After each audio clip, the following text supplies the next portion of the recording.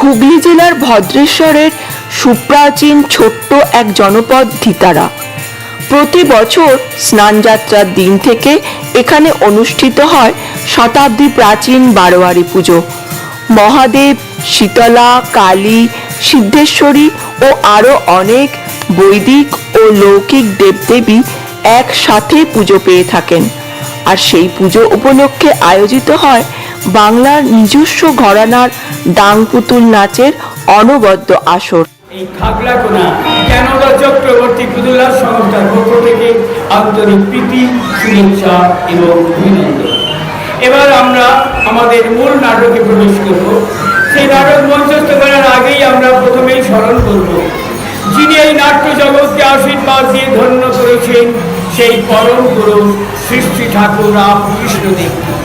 তার চরণে শত সহস্র কোটি প্রণাম জানিয়ে তার আশীর্বাদ মাথায় নিয়ে শুরু করছি আজকের এই এখনকার নাটক ব্রজেন্দ্র কুমার দে রচিত সম্পূর্ণ পৌরাণিক আলেখ্য শঙ্খচূড়।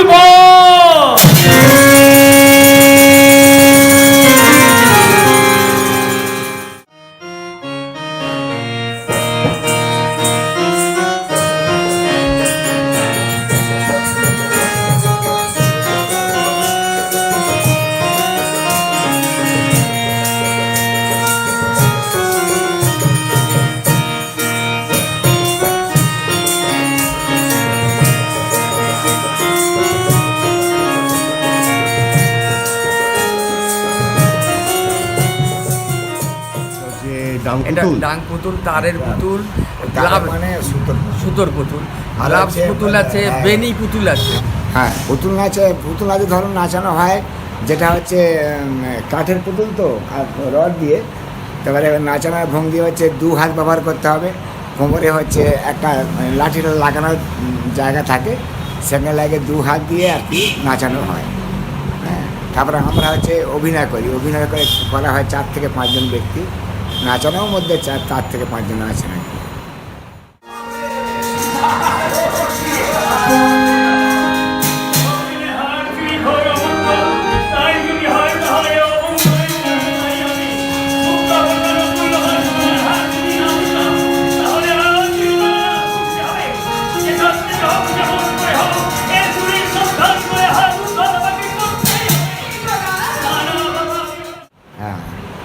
এই পুতুল নাচের মাধ্যমে আমরা কী নাটক পরিবেশন করি, সামাজিক, ঐতিহাসিক, পৌরাণিক আর কি। হ্যাঁ,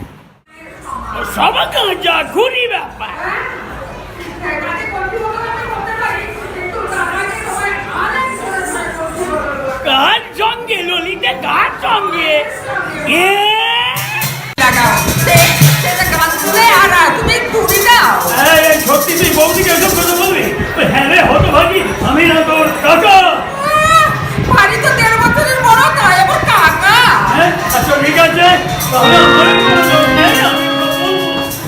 মেলা প্রাঙ্গণে বেশ লোক সমাগম থাকলেও টিভি সিরিয়াল আর মুঠোফোনের দাপটে পুতুল নাচের আসর আজকাল একদম ফাঁকা।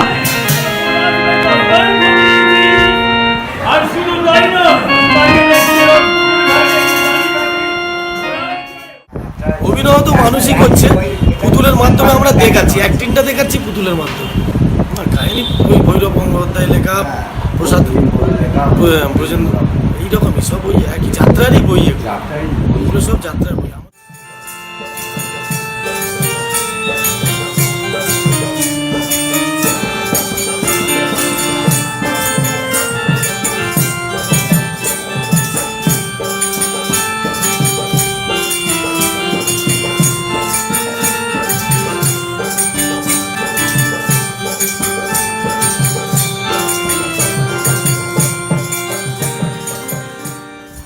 নাচটা হচ্ছে সেই সাইকেলের জিনিস, লোকশিল্পী।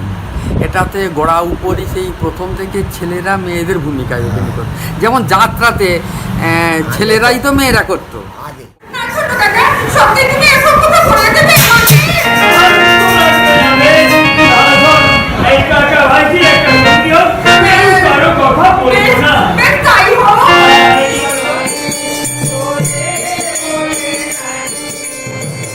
সাধারণত বংশ পরম্পরায় এই শিল্প আজও টিকে আছে কোনো রকমে। শিল্পীদের পেটের ক্ষুধা মেটে ভিন্ন পেশায়, মনের ক্ষুধা মেটায় পুতুল নাচ।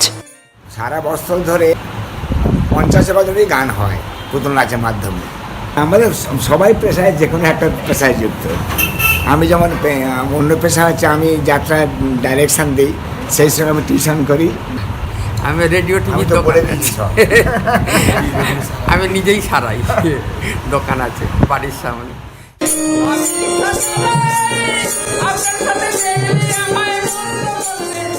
আরো অনেক লোকশিল্পের মতো আধুনিকতার থাবায় চিরকালের মতো হারিয়ে যেতে বসেছে পুতুল নাচের শিল্প। অপেক্ষা শুধু সময়ের।